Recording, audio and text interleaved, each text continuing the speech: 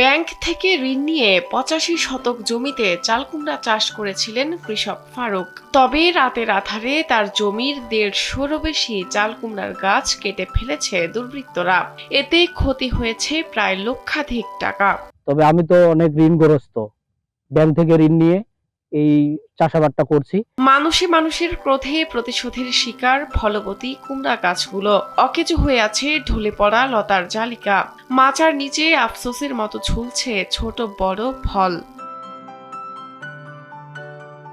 সোমবার সন্ধ্যা পর্যন্ত চালকুমড়ার জমিতে ছিলেন ফারুক হোসেন।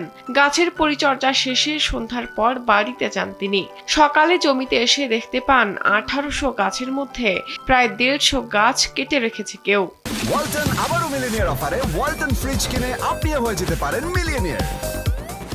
গতকালকে আমি পরিচর্যা শেষে বাড়ি গেছি। বাড়ি যাওয়ার পর আজকে সকালে আসে পরিচর্যার জন্য স্প্রে শুরু করছি। তখন দেখতেছি আমার জালি গাছ ২০০-র মোটামুটি কাছাকাছি কেটে দেওয়া। তবে কে বা কারা গাছের সাথে এমন শত্রুতা করতে পারে তা বুঝতে পারছেন না জমির নিয়মিত দেখাশোনা করা ব্যক্তিও। ভালো মন্দ সব তো দেখাশোনার দায়িত্ব আসলে আমারই মাঠের মধ্যে। কালকে সন্ধ্যায় আমি অ্যাপসে করে বাসায় গেছি মাগরিবের পরে।